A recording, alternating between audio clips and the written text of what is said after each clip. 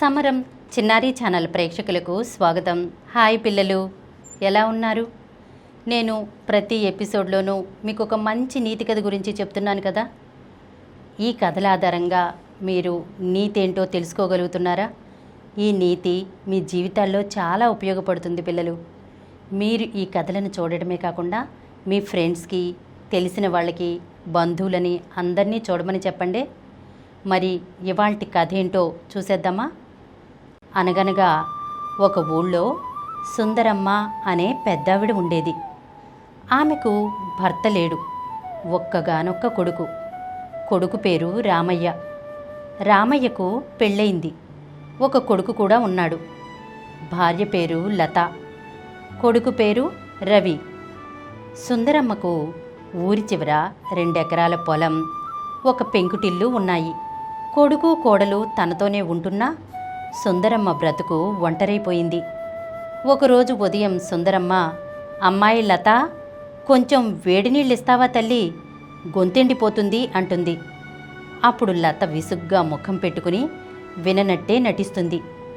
ఈ ముసలమ్మ గోల ఉదయాన్నే మొదలైంది, ఆస్తంతా చేతిలో పెట్టుకుని నాటకమాడుతోంది అంటుంది. అప్పుడు అత్తగారు మళ్ళీ వేడి నీళ్ళు అడుగుతుందన్నమాట. దానికి లత, అరవకండి అత్తయ్య, మీ కాళ్ళు చేతులు బానే ఉన్నాయి కదా, మీరొచ్చి కాసుకోండి వేడినీళ్ళు అంటుంది.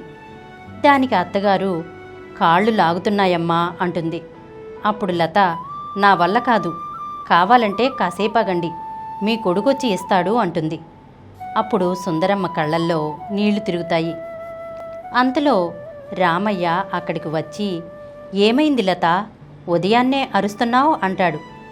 దానికి లత, ఏమైందో మీ అమ్మనే అడగండి, క్షణం తీరిక లేకుండా పనిచేస్తుంటే ఆవిడికి వేడినీళ్ళు కాచివ్వాలట, నా వల్ల కాదు బాబు ఈ చాకిరీ, ఈ ఇల్లు, ఈ పొలం నా పేరు మీద రాసేస్తే ఆ ముసలమ్మను తీసుకెళ్ళి ఏదైనా అనాథాశ్రమంలో వదిలేద్దామంటుంది.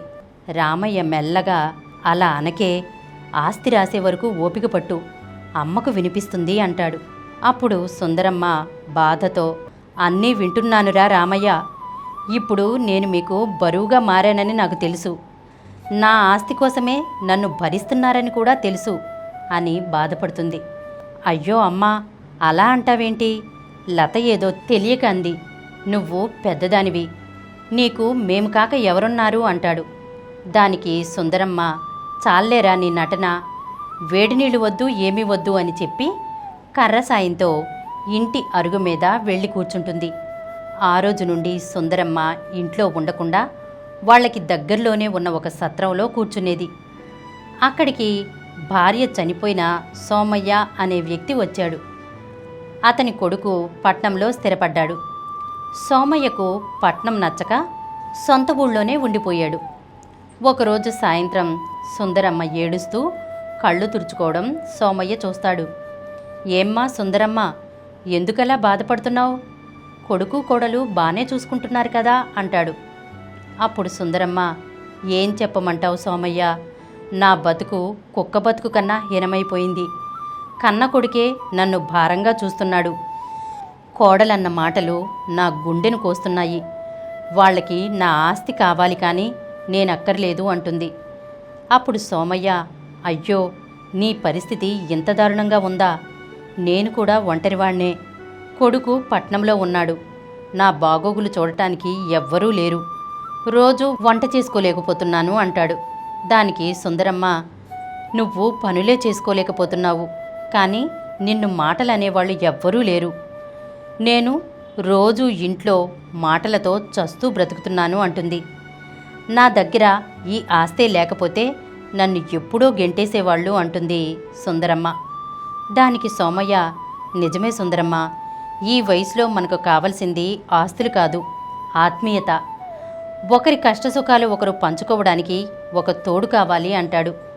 ఇలా ఇద్దరూ రోజూ మాట్లాడుకుంటూ ఉండేవాళ్ళు. ఒకరోజు రాత్రి లత కావాలనే సుందరమ్మకు అన్నం పెట్టదు. ఈరోజు వంట తక్కువ చేశాను, మీరు పగలు తిన్నారు కదా, ఈ పూట తినకపోతే ఏమీ కాదులే అని అంటుందన్నమాట. ఆ మాటలకు సుందరమ్మ గుండె బద్దలవుతుంది. ఆ రోజు రాత్రి మంచినీళ్లు తాగి పడుకుంటుంది. ఈ విషయాలన్నీ కూడా రామయ్య కొడుకు రవి గమనిస్తూ ఉంటాడు. మరుసటి రోజు సాయంత్రం సుందరమ్మ సత్రం దగ్గరికి వెళ్ళినప్పుడు ఆకలి బాధకు నీరసంగా కనిపిస్తుంది. అప్పుడు సోమయ్య, ఏమైంది సుందరమ్మ, అలా నీరసంగా ఉన్నావు? ఏమైనా తిన్నావా అని అడుగుతాడు. దానికి సుందరమ్మ జరిగిందంతా సోమయ్యతో చెబుతుంది. సోమయ్య ఒక్క క్షణం ఆలోచిస్తాడు. నీకు ఒక ఉపాయం చెబుతాను అని సుందరమ్మ చెవిలో ఏదో చెప్తాడు సోమయ్య. ఆ రోజు సుందరమ్మ ఇంటికి వెళ్ళిన తర్వాత ఎవరితోనూ మాట్లాడలేదు. మరుసటి రోజు ఉదయం సుందరమ్మ కొడుకుని, ఒరే రామయ్య, ఇలా రారా అని పిలుస్తుంది. అప్పుడు రామయ్య, ఏంటమ్మా అంటాడు. దానికి సుందరమ్మ, నేను నీకు మీ ఆవిడికి భారంగా ఉన్నాను కదా, నాకు ఈ వయసులో ఇంత అన్నం పెట్టడానికి కూడా మీకు చెయ్యి రావట్లేదు. కోడలు అన్నం పెట్టకపోతే పోనీ నువ్వన్నా పెట్టావా? అదేంటి, అమ్మకు అన్నం పెట్టకపోతే ఎలా అనన్నా అడిగావా? మెదలకుండా ఊరుకున్నావు. మీకు ఇంత భారంగా ఉన్నప్పుడు నేను ఇంకా ఈ ఇంట్లో ఉండదలుచుకోలేదు. నా ఆస్తినంతా ఏ అనాథాశ్రమానికో రాసిచ్చి అక్కడికే వెళ్ళిపోతాను అంటుంది.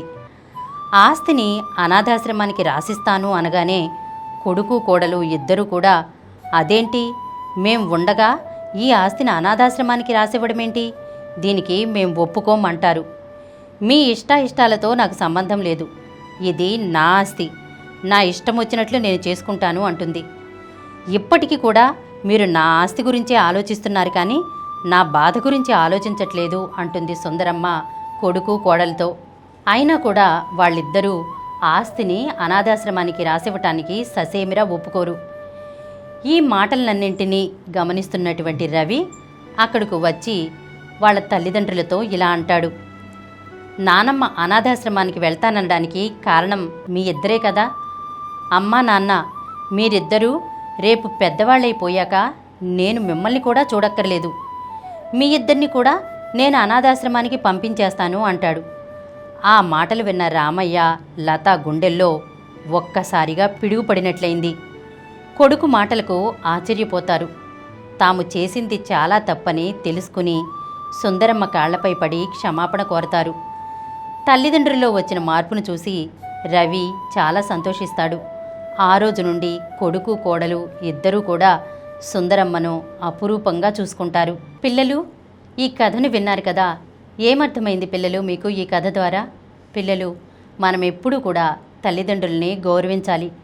మన కోసం వాళ్ళు ఎంత కష్టపడతారు, రాత్రింబవళ్ళు కూడా చూడకుండా మన కోసం కష్టపడుతూనే ఉంటారు.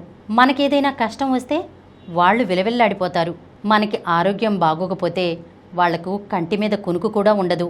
అలాంటి తల్లిదండ్రులను మనం ఎలా చూసుకోవాలి? కంటికి రెప్పలా చూసుకోవాలి పిల్లలు. వాళ్ళని చులకనగా చూడకూడదు. ఆస్తి ఉంటే వాళ్ళని మంచిగా చూడడం, లేదంటే గనక వాళ్ళని తక్కువగా చూడడం కరెక్ట్ కాదు పిల్లలు.